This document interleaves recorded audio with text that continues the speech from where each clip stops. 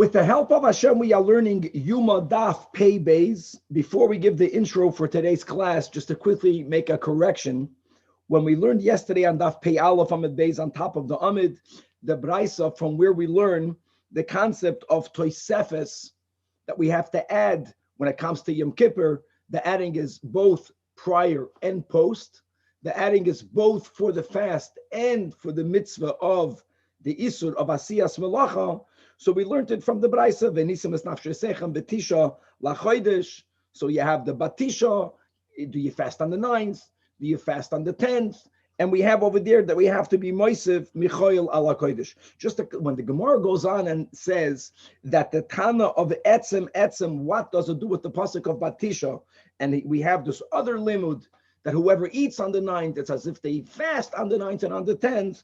The reason why this Braisa doesn't need the pasuk of Vayikra Chav Gimel Lamed Beis to teach you the din of Tosefes, and it's amazing how the Gemara calls it be'etzem, because as we established the Braisa Lamed Aleph, which is now going to be the be'etzem, it needs to have a limud from which we exclude the penalty of Kadis for the Tosefes, because it only says on the day, and on the day excludes on the addition.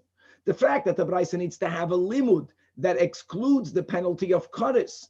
If a person worked in the Tosefes, that in itself is a raya that we already know that on Tosefes itself, you're obligated to add a Tosefes. Elomawat, you're not going to be chayiv the penalty of Kadis. It's the fact that we need to exclude it from Kadis is the way this Tana knows that there's an inyan of Tosefes, and again, it learns this Betisha B'Chodesh to tell you that Kol Ha'oichel B'Tshi Ki'ilu Hisana. Okay, we're starting on that Pei Beis. We're going to be learning first about the mitzvah of chinuch when it comes to fasting. We already mentioned this a few daf ago, that other than the ne'ilas hasandal, which is something that we do obligate children, we are machanach children by not allowing them to wear leather shoes. The other inuyim is not something we impose upon children because it's important for their development. On the other hand, we don't demand of a child when he is 13 or when she is 12, right away from nothing, from never fasting to fast a whole day. There is a certain amount of chinuch.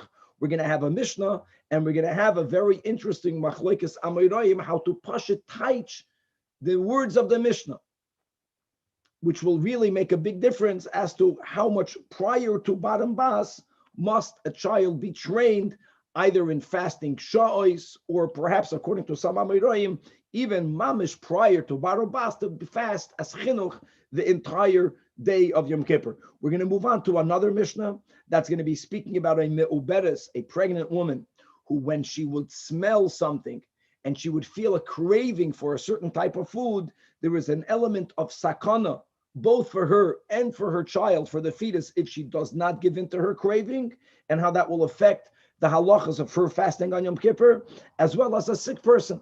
A sick person, whether he's saying that he's sick, whether a doctor is saying that he's sick, whether you have doctors or experts in the plural saying that he's sick, and how that will affect his or her permissibility or actual obligation of eating on Yom Kippur. It is Yoma Pei Beis that we have from the 3 times throughout Shas, the famous statement that Ein lecha davar she'omed b'fnei pikuach nefesh, that there is nothing that stands in the way of saving a life, chutz, from the beast, from the 3 big avedas of avodah zara, of idolatry, gilui royes, adultery, and shvichas damim.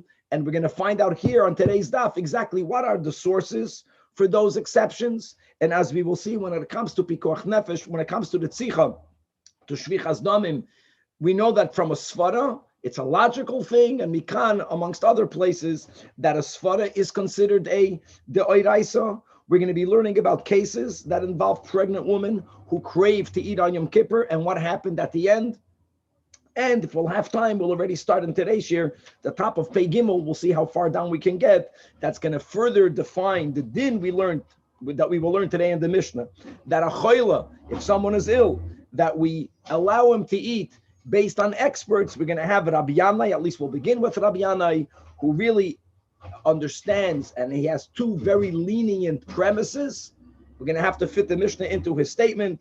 But if, for example, he says that if a person says that I need to eat, even if a doctor examines and says, no, you don't, we listen to the patient and he eats on Yom Kippur. And similarly, if a choyle, okay, we'll leave it Rabbi Yanai if we'll get further. I don't know how far we're going to get, but we have a lot of leniencies of Rabbi Yanai. Then we have even further leniencies of Mar Baravashi. Chavra, let us start on that Pei Beis. We left off Mamish Pei Beis on top of the Amid by the Mishnah. Says the Mishnah, Hatinoikois ein ma'anin oisim b'yom kippurim. We don't afflict children. We are speaking here about fasting. Now, my friends, we have a very important machlekes between the Rashi and the Rambam. So when the Mishnah says that we don't afflict children, meaning by withholding food from them, so look inside the top Rashi, Ein chayovin limnoya mehen machol. We are not obligated, right, to withhold food from them. What Rashi is really saying in between the lines is that if a child will choose to fast, we allow the child to fast. It's only that we don't withhold food from them. We don't force the fast upon them. So is Shitas Rashi.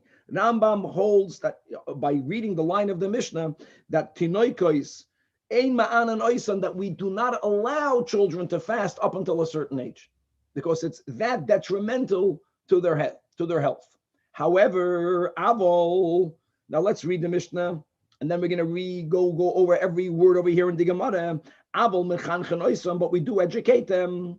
And Ashi adds the words l'sha'os. That means that we introduce fasting to minors by having them fast only for a few hours.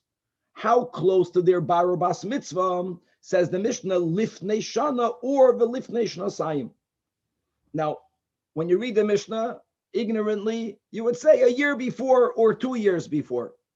As we'll develop this in the Gemara, the words lifnei shana, prior to a year before adulthood, prior to a year before adulthood is 1 year before bar and 1 year before bas. Lifnei shana means 2 years before or 3 years before. And the obvious question is, if we already introduce fasting upon children 3 years before bar or bas, so of course, if they are introduced 3 years before, they are introduced 2 years before, what's the lifnei shana of a lifnei shnatayim? And again, we'll see other ways of understanding these words in the Mishnah. And why do we do that? Bishvil sheyiyu regilim b'mitzvahs, for them to be familiarized with keeping mitzvahs. In other words, on one hand, aside of a father being obligated biblically to teach his son Torah, it's correct to say that chinuch is a midrabanan. But on the other hand, the way the Rebbe speaks out, chinuch is a midrabanan because midoiraisa, we'll call this a super mitzvah. It's not part of the tayag mitzvahs. But it goes without saying that how can God command me when I become bar mitzvah to keep the mitzvahs if I'm not accustomed, if I'm not habituated, if I'm not familiar with, if I'm not trained in doing so?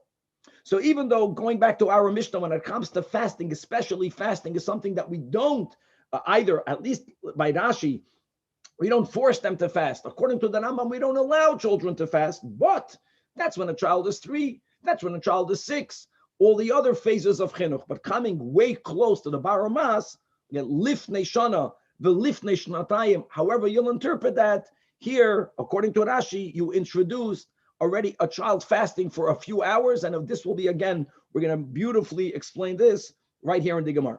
So the first question is, what do you mean before, prior to a year before adulthood? Prior to a year before means 2 years before, or prior, 2 years prior before adulthood. If chinuch begins already the way we are teaching 3 years before, those 2 years before the year before, so b'fnei shana mibaya, so Amar Rab Chizda, that's not a problem. B'chayla, when a child is sickly, then you only begin it, let's say 2 years before.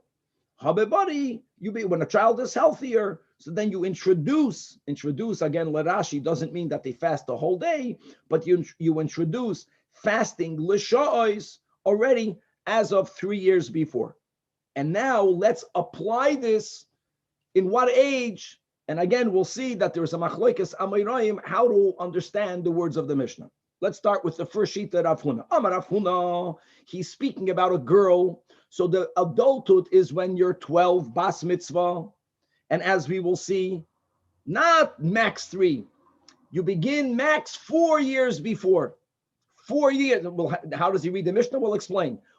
In other words, from 8, if a child is healthy, a girl, ben ches, or if the child is sickly, ben tes, when they are 8, when they're healthy, or when they're 9, if they're not that strong, that is from when you educate them lisha'os, to fast for a few hours. We'll see again how many hours, but the concept of, like the Gemara is going to say, if a child normally eats the second hour in the day, 7 a.m., you have them eat 8 a.m. If they eat 8 a.m., they should eat 9 a.m. Just they should become accustomed to the concept of withholding, refraining from eating. However, Rav Huna adds another detail. Ben Yud Aleph, 1 or 2 years before Bas Mitzvah, speaking about a girl, already mashlimin midrabanan. Then they fast a full day. If a child is healthy, it's 2 and 2. The 2 years closest to Bas Mitzvah, when she's 10. So when she's 10 and 11, she fasts the whole day Yom Kippur. 2 years before that, if they're healthy, then they fast l'sha'os. Ben Yud Beis, once the girl is 12 years old, mashlimin mida oiraisa, and obviously he's speaking about a girl who becomes an adult when she's 12. If you remember, really, it's a machloikas tanoim. We paskin that a girl becomes an adult when she's 12 and a boy when 13. Rav Nachman holds exactly like Rav Huna. The only difference, as you'll see, is that Rav Nachman is speaking about a boy. Rav Nachman Amar, same concept. Ben Tes, Ben Yud, when a boy is either 9 or 10, which is 4 years before his adulthood, or if he's sickly, 3 years before his adulthood, that is when we introduced partial fast days. Ben Yud Aleph, Ben Yud Beis, when he's 2 years before Bar, or 1 year before his Bar Mitzvah, then rabbinically mashlimin midrabanan, he has an entire fast day. And Ben Yud Gimel, once he's 13, mashlimin midoiraisa, then he has to fast midoiraisa, and Rav Nachman is speaking about a boy. Rav Nachman argues with Rav Huna and with Rav Nachman. No, Nakoda is hashlama, the Rabbanan, like a child never fasts a full day prior to Barobas. Shitas Rav Nachman. Narvos then, yes, there is a concept of chinuch l'sha'os. How many years prior? So he says, Ben Yud Aleph, mechanchen oisen l'sha'os. If a child is healthy when they're 12, we're speaking about a girl, it's the max that you go back is 2 years, and even that is only midrabanan. Ben Yud Beis, once a child, obviously, we just want to make it clear, he's going to the case of Rav Huna, who's speaking about a girl, then mashlimin, because you midairaisa, you are considered a bas mitzvah, you are fully obligated in the mitzvahs. And now let's see how this fits into the words of our Mishnah. Again, the words in the Mishnah, lifnei shana, even though a year before, no, it means prior to a year before adulthood. Okay, so asks the Gemara, it says in our Mishnah, number 1, that's the opener. But coming closer to Bar Mas, you begin to introduce, now listen, according to Rav Huna and according to Rav Nachman, the meaning of Lifnei Shana and the Lifnei Shtayim would mean Lifnei Shana Lidivreihem. Let's speak here about a girl. And when it comes to a girl, so she begins when she's sickly, when she's not well. So she begins to fast the year l'sha'os, 1 year prior. 1 year prior to what? According to Rav Huna, according to Rav Nachman, the year prior to Bas Mitzvah, when a girl is not healthy, she already has a full day fast. So the same year, that's Lifnei Shana L'Divreihem, that's a year prior to her fasting a full day Midrabanan, that year is 2 years before, we're going to have to go with the Bach, L'Divrei Torah, which is exactly the Shita of Rav Huna and Rav Nachman. However, Rabbi Yechanan doesn't subscribe to having a Hashlama Midrabanan, so we cannot be referring to the same year. This same year is 1 year prior to the full day Midrabanan, which is 2 years prior to a Hashlama Midoiraisa. No, so what does that mean? And again, L'choira, Lifnei Shana, the Taich would be a year prior to a year before. So the Mishnah is speaking about already 3 years, because if the Mishnah says lifnei shnatayim, it's a year before 2 years. It's 3 years before. Rav Nachman doesn't subscribe to 3 years. The most that Rav Nachman says you begin chinuch and fasting is 2 years before, even for a healthy child. So therefore, Amalach Rabbi Yechanan, that my shana oy shtayim, don't interpret it the way the words lead themselves to be interpreted. Again, that lifnei shana means prior to a year before adulthood, but it means pasha the way we would teach it. No. The pirkon is when they're chayiv midoiraisa, a girl becomes bas mitzvah when she's 12, and the Mishnah says that she begins fasting 1 or 2 years before, like we mentioned. Never a full day, according to Rabbi Yechanan, never a full day. When do you introduce partial fast days? If she's healthy, 2 years before. If she's not healthy, she's weaker, then only 1 year before. Tashima. The Tani Rabbi Bar Shmuel, it says they learned the Braisa, Tinoikois ein ma'anonoisem v'yom kippurim, aval mechanchen oison. Here, these words, mamish, are the words of the way Rabbi Yechanan understood the Mishnah. These are not the words of our Mishnah. Shana oishtayim samoch l'pirkon. Only a year or two. Pirkon means when they're bas mitzvah. Only a year or two prior. That's mamish what Rabbi Yechanan says. Elyahu from Rav Nachman, you're kidding? Even according to them, the minimum is 3 years before. The minimum. So Amri Lach Rabbana, no. That my chinuch nami diktana hashlama. Not that they begin fasting a year or two prior to the biblical obligation. We already established that according to Rav Nachman, even midrabanan, before bas mitzvah, you have a full day fast, midrabanan. Exactly. So a year or two prior to that is when you fast sha'os.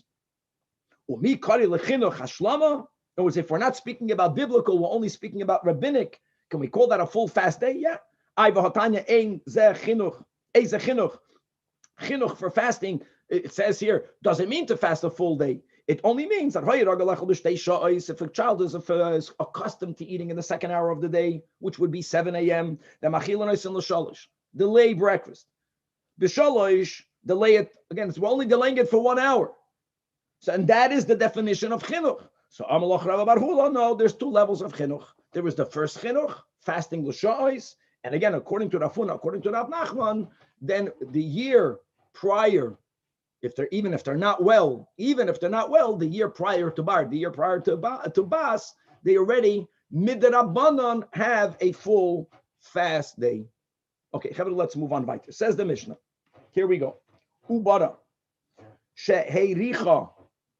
Ubara she'heiricha. If a pregnant woman smelled, it doesn't just mean that she smelled, but it means that since she smelled either food or mashkin, and if she craves for it, so Rashi writes over here, let's read inside Rashi, we're under the Gemara. Ha'ubar meiriach reach tavshel, the way we understand this craving is that the fetus is conscious of the food that's being smelled by the mother. The fetus, listen to this, Vohu misavaloi, the fetus desires that food. And if the mother will not give the fetus its desire, Shnei misukanim, they are both in danger. I wonder how medical science currently understands this concept.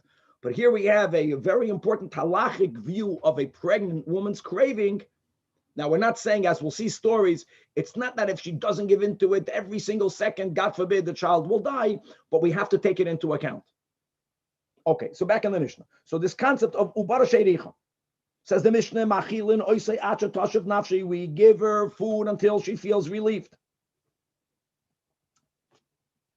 Yom Kippur, Kares, Sakana. That's the opening of our Gemara, that nothing stands for, life comes first, other than in the 3 big sense. Next din in the Mishnah, that will be unpackaged on Pegima. We'll see how far we'll get. I think we'll hopefully we'll maybe even go into the Mishnah. Chayla, machilin oisai al pi bekiyin. The words of the Mishnah, like always, are very vague. It sounds like bekiyin, by the way, doesn't just mean doctors. It means expert doctors. Bekiyin is in the plural. It sounds like, when can someone eat on Yom Kippur if they claim that they're ill, if 2 experts confirm that they're ill? We'll see Rabbi Yanai Mamish takes it out of the literal. Much more lenient. Much, much more lenient. But let's read the words of the Mishnah. So chaylam, clause number one is, if you have two experts saying he needs to eat, then you give him food. Now, the im ain't shambikian, but if there are no experts, then machilin oisei al pi atzmai. He, a person, a patient, is allowed to assess him or herself. I need to eat. If I'm not going to eat, I'm going to faint. I can't take it. And when do you stop giving them food? If it's based on the patient, then the patient who determined when to begin, you give the food until the patient said he has enough. If the patient doesn't say enough, you keep on giving them food. Again, we're going to learn a lot more about the latter part on Daf Pei Gimel. And let's now begin with the first din of the Mishnah of the pregnant woman who smelled and craves to eat on Yom Kippur. Tana Rabbanan. This concept of a ubara sheherecha is not exclusive a din for Yom Kippur. It's what about any other prohibition that will be pushed aside to make sure that the mother and the fetus are healthy. So the other example will be ubara sheherecha b'sar kodesh. If you have kosher meat, also never allowed to be eaten by a non-kohen. She smelled meat. Or another isur, you have basar chazir. Now, with the Braisa, Kiminik the Braisa, to be more elaborate than the Mishnah, the premise is we are going to give her craving. However, we try to minimize the violation as much as possible. Now, again, you have to have a doctor's input when possible. There's a balance over here. I just want to speak out that on Daf Pei Gimel, in contrast, we're going to learn next daf about a certain illness called bulmus. And one of the symptoms of bulmus is that a person's vision begins to get weak. At that moment, they need to eat. There, the pressure of eating ASAP is a lot more than the need of this pregnant woman to consume whatever it is she craves for. In both cases, we violate everything to save mother and child, even though the real risk of life can be very little. But as we'll unpackage this whole concept, that danger of life doesn't mean that 51% are going to die. We don't look at it that way. Even a minority, even a very little minority, a suffix b'koach nefesh is going to be doicha everything. But in our case, we could buy some time. We could attempt to minimize the violation. So what do? Number one, the least violation is you take a stick and you stick it into soup. In other words, instead of giving the mother mamish food, you have some food absorbed in a kush, in a toothpick, and you have her suck on it. If she feels relieved, then mutav. The im lav, then give her the soup. Now, by the way, guys, this is not for right now, but just the words. Tam ke'ikir midoiraisa or midarabanan is a big machlokes. Our braisa subscribes that the taste that comes from something prohibited may not be consumed only on a rabbinic level. So if you have a soup, in the soup you cook chazer. If you remove the chazer, this braisa holds the soup is only prohibited midrabanan. In other words, we're trying just to point out. So, if the soup that was absorbed in a piece of wood did not make her feel relieved, give her the soup. The soup is lesser problematic according to the shita than the chazir itself. We paskin tam ke'ikir is midoiraisa. Giving her the soup and giving her the basar chazir is the same thing. But according to the Braisa, again, the point is try to minimize the prohibition. Give her the meat itself. Why?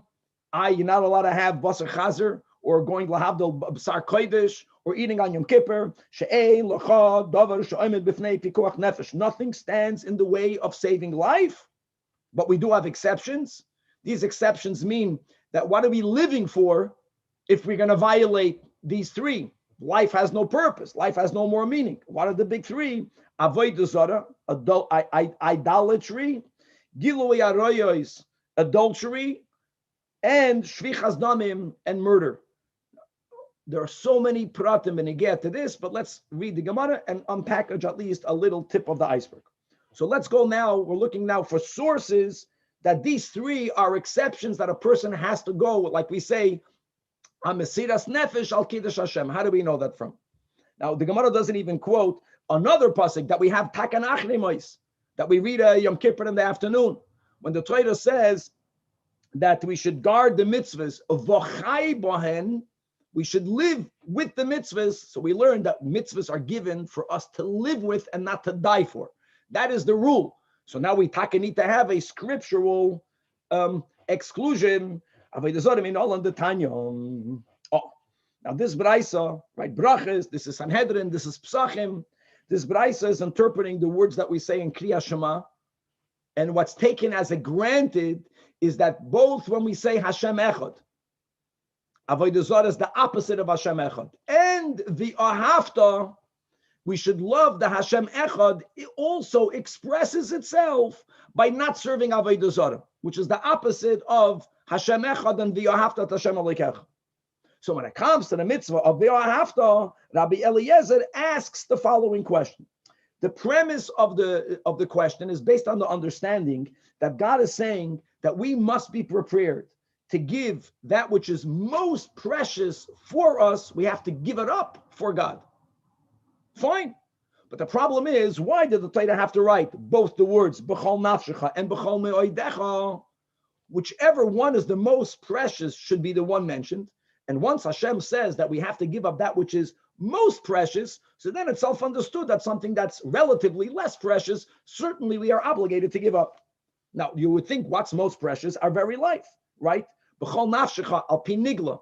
Literally, it means with all of your soul. But with all of your soul means even if you have to give up your soul, meaning even if you have to lose your physical life. That's the pshat, the nigla pshat of b'chol nafshecha. So when it says b'chol nafshecha, love God with all of your nefesh, that's meaning that for avodah zarah, for that which is against v'ahavta Hashem Elokecha, for that which is contrary to Hashem Echad, which is someone who's oved avodah zarah, give up your life and don't do it. So lama nemer b'chol me'yadecha. Remember brachas, the meaning of b'chol me'yadecha, kipshute means you have to give up all of your resources, which means you have to give up all of your money.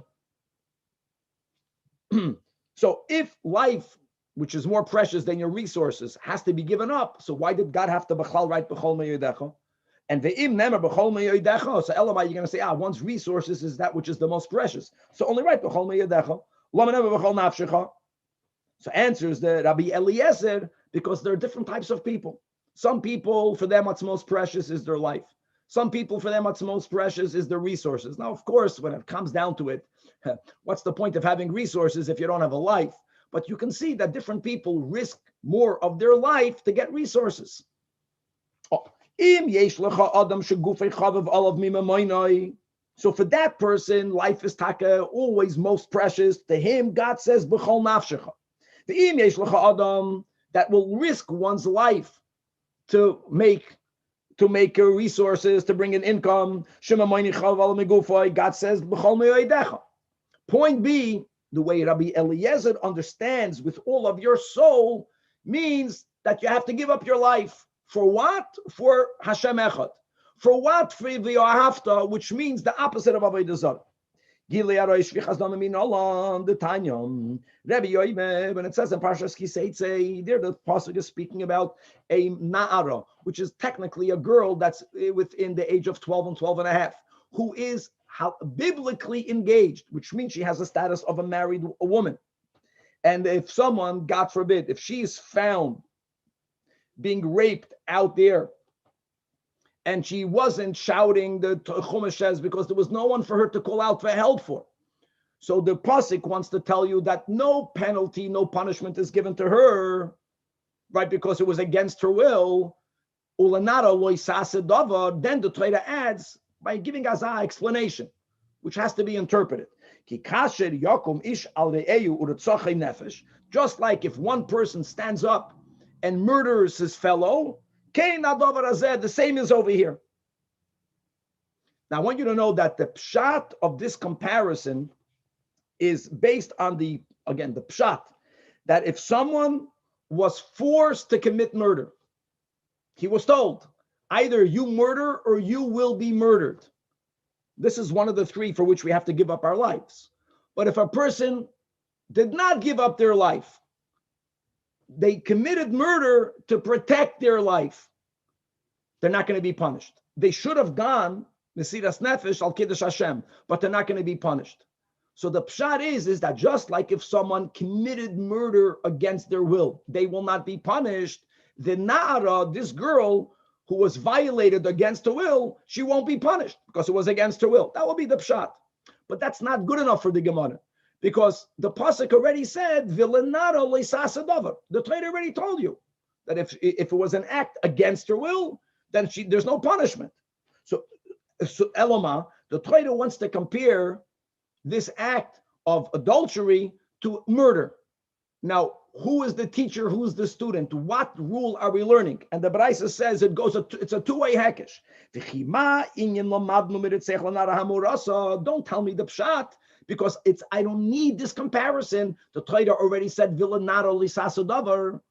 The Torah doesn't have to explain itself and give reasons. Ella, it's really to make a hekesh. Hekesh, meaning we compared these two to each other. Not one is the teacher and the other is the student, but each one has a rule which it teaches the other. Each one is the teacher and each one is the student. And now we're going to learn, the Gemara is going to tell us what we learn one from the other. Just like when it comes to someone who's trying to rape this nara hamurasa, the rule is nitan lahatzila benafshay. An outsider or she may protect herself from rape even by killing the pursuer. In other words, we don't say she's going to get raped, but she's going to live. The pursuer, if the only way of stopping it is by killing him, will lose his life. The halach is you kill him. Oh, so just like she is allowed to save herself from violation, she kills, or an outsider who's witnessing this is obligated to stop it, even if it means taking the life of the pursuer. I'm just finishing the Chazal, nitan lahatziloi benafshoi, which is amazing. That means if we are witnessing Reuven chasing Shimon, to kill Shimon, to stop Reuven, if the only way of stopping Reuven is by killing Reuven, we are obligated to do so. That's a big chiddush, because here there are two people, one will live and one will die. We have the right to determine who will live and who will die, even though we are only seeing a little piece of the whole picture. We don't know what happened before. We don't know what's going to happen later. But if what we witness is A, pursuing B to kill B, B, self-defense, can kill Reuven, and an outsider is allowed to kill Reuven. That's number one. Now, let's go in the other way. That is, even though we just mentioned that if a person is told, you kill so-and-so, if not, you will be killed. We learned that if they do it, they're not going to be punished. They won't be punished, but they should not do it. They should allow themselves to get killed and not murder. That's called yeh hareg va'al yavor. Even though you can also say, there are two people here, one will live, one will die. Let me be the one that lives. No, we don't say that. You don't commit murder.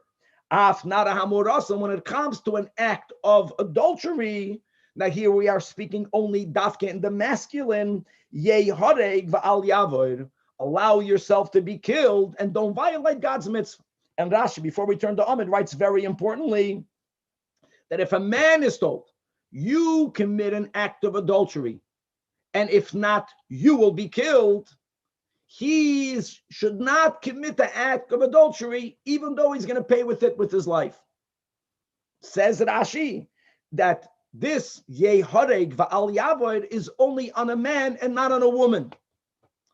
In other words, if God forbid, if a woman is going to be challenged, either allow, the man is saying, submit yourself, or I'm going to kill you.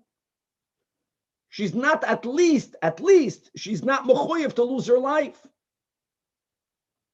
Even though it means she's going to be involved in an act of adultery, she should not give up her life. What's the difference between a man and a woman? So here's where Rashi tells us, we have this in the beginning of Ksubis, that the man in this case is active, so he is actively violating, committing an act of adultery. The woman, when she's going against the will, in the words of Chazal, she's called karka oilam. She's like the earth. She's passive. She's not actively making a violation. And the example Rashi brings to prove his understanding of this Yehodik Va'al Yavra is from Esther. Esther Amalka was married to Mordechay. She was a married woman. So how was she allowed to meet with Achashverosh? Well, if she would have rejected the marriage, he would have killed her. She's married for adultery, you give up your life. That's the difference between a man and a woman. So holds Rashi. Let's turn weiter. Now the Gemara wants to know, we are learning the Yahoreg va'al Yavor by an action of adultery from Ritzicha, but v'roitzeach gufa minola. How do we know again this concept that if someone is being told, God forbid, you have to kill so and so, Reuven is being told by the, here we'll have a story of by the government, by the governor of the city, you Reuven kill Shimon, and if you won't kill Shimon, you're going to be killed. Again, if Reuven will do that action, he won't be punished for murder because he was forced to do so. But he should not do it, and he should not do it even if he will get killed. How do you know that? Svarehi. It's logical. Mikan, and amongst other places, that svara in Chazal makes that into a midah oiraisa. What's the svara? So we gave a story to give the words to the svara. This story happened either with Rava or with Rabba, his teacher. And Omar Lei, he asks the Rav a shaila. Oy gewalt, a Rav to get such a shaila. The achrayis that the Rav has. That Omar Li Marei Duroi, that the governor of Duroi of our town told me the following. Either katle leplanya, either I should kill someone else, and Eloy, if I will not fulfill the will of the governor, is katil nolach. The governor says, I will kill you. Two people, one of them will die. There's a living person that won't be here anymore. Question is, which one will it be? So it's amazing. And Amad Aleph, we learned the din of a roidev, that if I witness Reuven chasing Shimon, he's only going to kill Shimon. I kill Reuven if that's the only way of stopping him.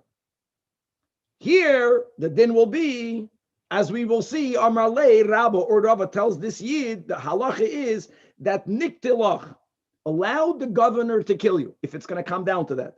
The law is siktel, you don't commit murder. Why? Because my chaz is the damedi dach sumach tvei. Why do you assume that your blood is redder? Maybe dilma damadahu gavra sumach tvei. Maybe the other fellow's blood is redder. In other words, you are forbidden to determine who should live and who should die in such a case. And again, just to point out the irony, that when it comes to the din of a roidev, we don't use this svara.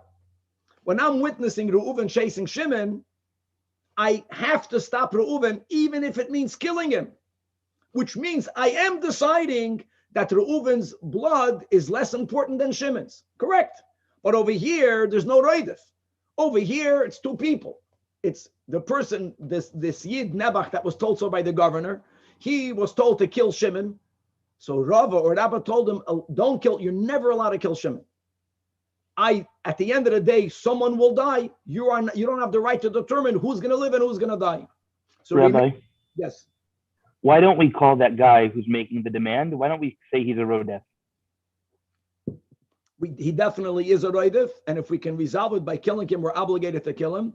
But many times the governor, or the government, this is a big thing. In other words, it's not so. We're just flying through this. Is a Jew allowed to be on death row the guy that presses the button for the injections? Can a Jew be an executioner? So make that clear. The answer is yes. What do you think happened in the Sanhedrin? It's once someone was judged in a court to be put to death, that's something else. Just to make that clear. There's so many exceptions to that. I'm not saying that you should, you're not mechuyev to take that job. But one of the Sheva mitzvahs b'nei Noach is to make up dinim. And one thing is important to know, that the right that God gave humanity to establish a judicial system is that even if and when a society decides that there's going to be a capital punishment, if it's being done with the rule of law, it's not considered murder. Then you have going to war. Many people are going to die. You can be a soldier. And by the way, not all wars were of defensive nature. Anyways, Ein Kana Makom. This is just, at least we learned the words. These are the big three. Coming back to Yom Kippur, all of this came in over here to point out that a ubara sheherecha, the Torah views the mother and the child to be in a certain amount of danger. Again, this also underlines how it's not mamish, you're going to die the second, but there is enough danger of health and therefore life to justify breaking Yom Kippur. But again, we do it steps, we do it gradually. And the first gradual step, all of this will be in contrast again with the Mishnah on Daf Pei Gimel, that the illness of bulmus is something for which we're not allowed to go gradual. The person who begins to lose their vision has to be given food immediately. Here we are even allowed to try to talk her out of her craving. So let's see what happens. Two stories. There was once a pregnant woman, the archa, again from the word reyach, that she smelled something and she came in front of Rebbe. Either she came or people came and they asked Rebbe, this is not, it's not a theory. Are we allowed to help her eat on Yom Kippur? So Amar La, so Rebbe responded, Zilu luchushulam, go and whisper in her ear, the Yom Kippuru. What was Rebbe's hope? Rebbe's hope was that there is a certain psychological component, even though this is a physical phenomenon, that if you will inspire her with the fact that today is Yom Kippur, and she will, so to say, lose a certain amount of her craving, there's no more danger. And it worked. L'chushula, they told her, hey, woman, it's Yom Kippur today, ve'il chisha, which means she allowed herself to be affected by this whispering. Her craving subsided. It must be craving subsided. It's not about her doing iskafia, because that's the whole danger. And when that happened, Kari allowed, Rebbe read the following pasuk about her and about her fetus. Now the pasuk was said, it's written in Yirmiyah.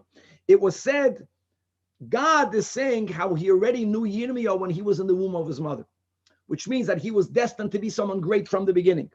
And the words are, B'terem etzorecha bebeten yidaticha.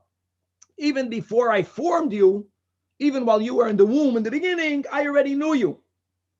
And Rebbe is borrowing this pasuk for this mother and child. The fact that the craving subsided, it has to do, like we read the Rashi, it's not that the mother has the craving, is that the fetus has the craving.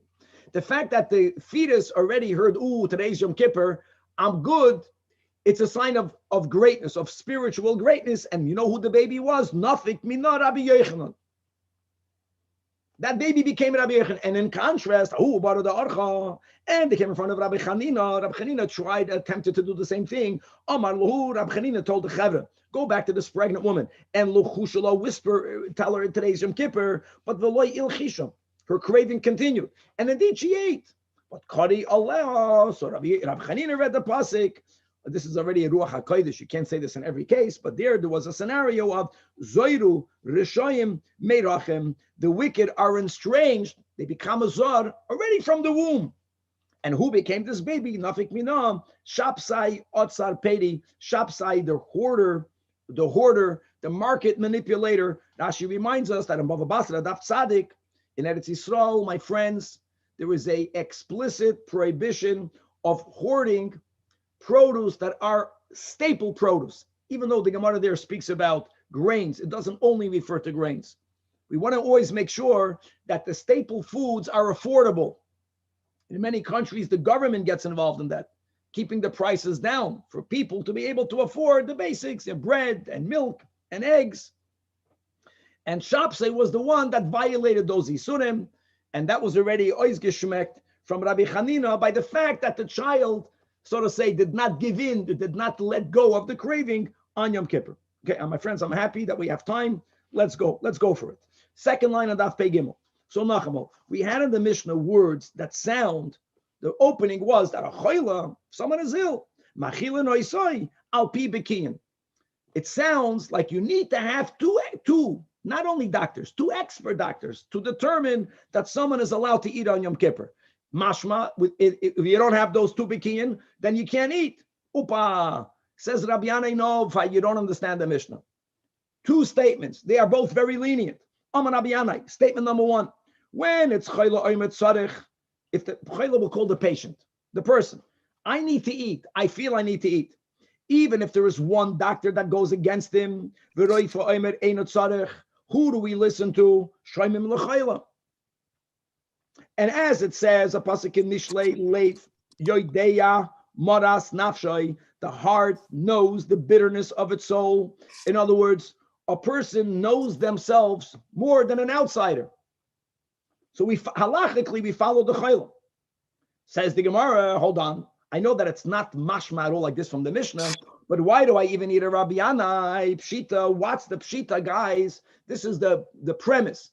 Safek nefashos lohakel. As we learned today on Pei Beis, aside of the big three, life has to come first. Life has to come first, not based on majority. Well, 51% will live or 51% will die. No. Safek nefashos, we're lenient. So, of course, if it's chayla against the roifa, 1 against 1, we're going to follow the patient. Says the Gemara, no, because don't forget, it's an individual that's not medically trained. It's not a fair comparison. A doctor understands better. So one would argue in such a case, the doctor says, listen, I know this does not demand for food or for drink to be given. Komash Malon, that's the chiddush. We say, Leiv Yoideya Maras Nafshay, and halachically that person must eat. Case number 2 of Rabbi Yanai. If the doctor says he needs to eat, and the choila says, I don't need to eat. So now you would say, didn't we just say, Leiv Yoideya Maras Nafshay? And he's saying he doesn't need. He's saying he does. Here says Rabbi Yanai, Nachamol, give him food. Shoymim l'roifa, listen to the doctor. 1 second. Leiv Yoideya Maras Nafshay. Here says Rabbi Yanai, my tamam, that tunva u'denaketlei. In other words, tunva means delirium. When a person is fasting, sometimes they go into a certain zone where they become a very poor judge. Just like you have that when a person gets shaken, right? They're not allowed to drive. You're not good. When a person is fasting, could be if they would not be in a fasting state, they would also agree with the doctor. They just feel they don't need it because they are in a fasting state because of tunva hudanakitli. So we are always lenient. And again, like we spoke out in the intro, it's mamish, not mashma that way from the Mishnah. The Mishnah says, Choyla, you give him food when you have 2 experts. So flekti gemara, anabiyanai, tanan. In our Mishnah it says, Choyla mechil noisi alpi bekiyin. Doesn't that mean alpi bekiyin in, alpi atzmoi loy? Answers the Gemara, no. What the Mishnah means to say is, alpi bekiyin in, that there are cases that when you have experts, you give him food. Part of the kasha. Alpi baki echad, even based on 1 doctor, you don't give him food. Oh, so that's a kasha, very good. So it's a kasha against the first clause of Rabbi Yanai, and now we have a kasha against on the second clause of Rabbi Yanai, where he says that you follow 1 doctor. No, not 1. Answers the Gemara. The case of the Mishnah is that the Mishnah says that we overrule the patient, and to overrule the patient is when you have 2. That's only when the patient says that I don't need to eat.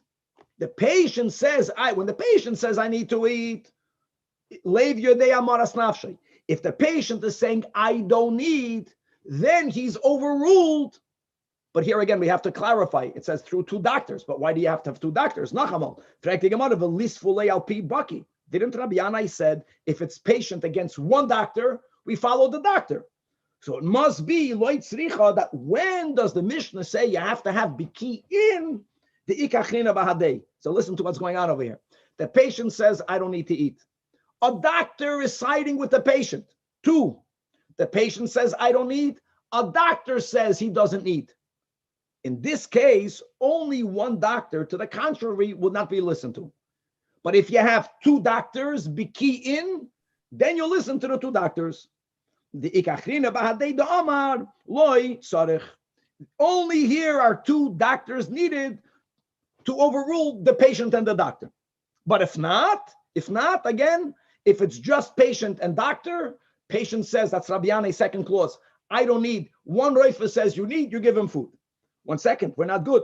Let's go weiter. When it says in the Mishnah, machilin oisoi alpi bikiyin, here again, pshita, like we spoke out before, safek nefashesu v'safek nefashais lahakel. In other words, we just established, let's go, it's 2 and 2, him and the doctor.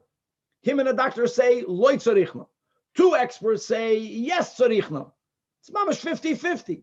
Of course, safek nefesh is lahakal. So the Gemara says, no, I'll add. I'll tell you more. The last line of the Mishnah, so not the last line, the line of the Mishnah that cholim al pi bekiyan isn't only that it was him and a doctor saying, I don't need to eat, but nor was then the ikatrei yachrina bahadei do amar leitzarech. Case of the Mishnah is more. He says he doesn't eat. Two doctors say he doesn't need. So how many people do you have? You have three people that say he doesn't eat. It's not stam three people. He's one of them. Two doctors are saying he has to eat. It's 2 against 3.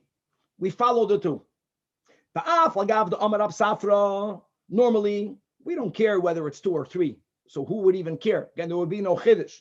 That today, when it comes to the dinim of testimony, once you have 2 people making a statement, whether it's 2 or 10 or 100, it has the same power.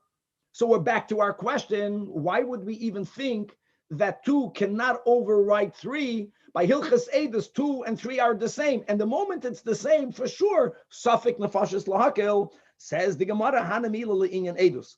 Correct. When it pertains to witnesses, then we don't go by numbers. But when it comes to Umdana, to other areas in Halacha where we have to make assessments, then Basar Dego is, and then we do follow numbers. Like for example, if Reuven owes money and he's unable to pay, and it finally comes down to Beis Din selling some of an asset of Reuven. Well, who's to determine how much it's worth? We don't want people taking advantage of him.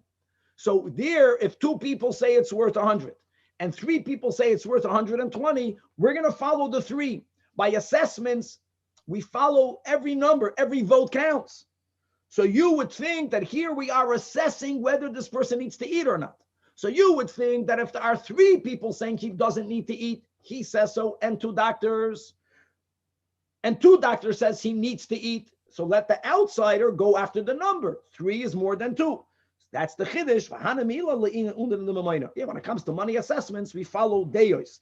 Safek nefashis hu, guys. Safek nefashis is gewaldig. Safek nefashis means, like we mentioned, again going back to Daf Pei Beis, it's not how much of a safek is needed to violate Shabbos, to violate Yom Kippur. Not only not a majority, not only not 50-50, not 40, not 30, even we call a suffix of a suffix violates. So I don't care if it's most roiv are saying that this person does not need to eat. We tell this person al pidin, 2 doctors say yeah. No, you have to have 2 doctors. That's important. You have to have 2 doctors. 1 is not enough because it's him and another doctor. Just that demands 2. But if it's him and 2 doctors and him and 3 doctors and him and 10 doctors say no, then 2 already overrules it. Okay.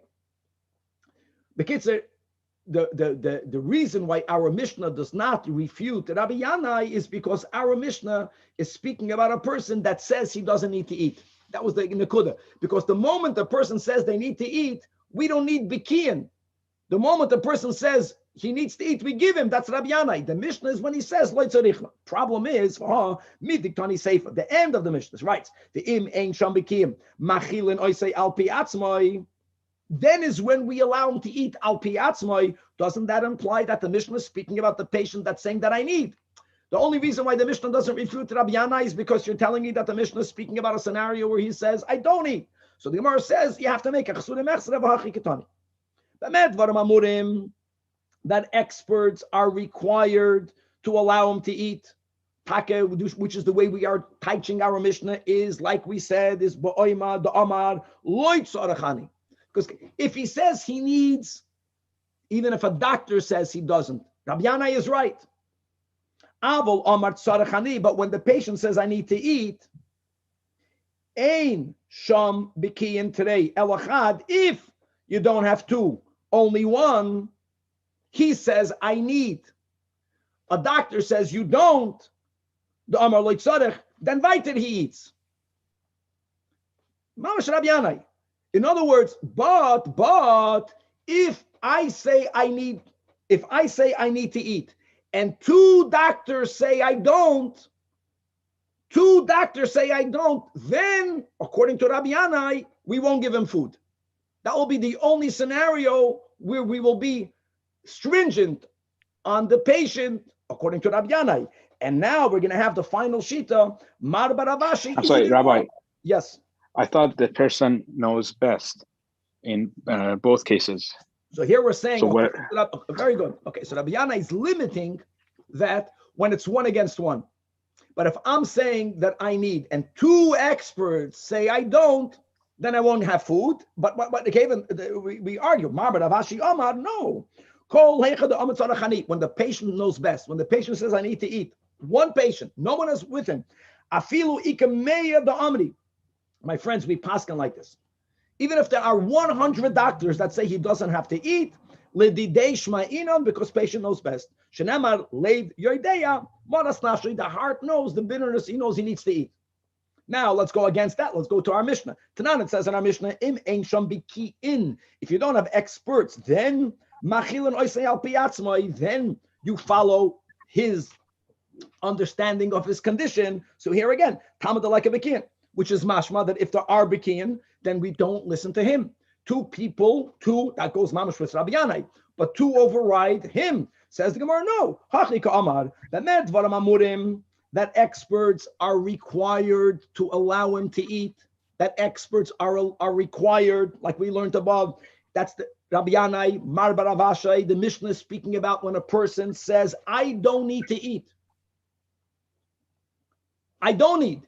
You want to force him to eat. Then if you have two experts, then he has to eat. Abel, the moment he says, the moment he says, I need to eat, the Mishnah, the meaning of the words, im ein sham bekinyan means, the moment the guy says, I need to eat, experts are disregarded. That's the pshat. I don't care anymore about experts. I can have 100 experts. Guys, this is a very important just takeaway, that there's a balance. Everything is a balance, because sometimes people, especially in the latter generations, for some reason, people are terrified of fasting and they're anxious and they're looking for a tatum. So we have to be aware of that. On the other hand, the best thing is you go into Yom Kippur, you're going to fast. Go and you'll be able to fast. But on Yom Kippur, the moment a person says, I need to eat, that's what we're learning over here. If a person says they need to eat, we paskin like Marbar Avashi, don't go after doctors. Now again, you don't right away give them azasuda shlema b'shaitai. Slowly, you give a little bit. You know, with this, the whole concept of shiurim, that to eat less than the shiur, fine. But the moment a person says, I need to eat on Yom Kippur, then that person there's an obligation to give that person food, to make sure the person doesn't even go into a doubt of any sort of life danger, and you will live to fast another day. Chavra, God willing, to be continued. I want to say like this, maybe that Sunday is a fast day. I'm just throwing it out there. Maybe it's kedai to learn Motzoi Shabbos. Be a lot easier than learning on a fast day. We'll put it out in the chat. Maybe 1 and 1, maybe 2. Let's take as a shtickle vote over here. Chavra, a good of Shabbos to all. How do I learn on Shabbos from out here? Oh, you don't learn on Shabbos. If we're learning Motzei Shabbos 9:30, then by you, doctor, it's probably 11:30 or 12:30 or 1:30. It's in the nice, quiet hours of the. What do you mean after Shabbos? Yeah, it'll be about Shabbos ends here about 10. No, Motzei Shabbos.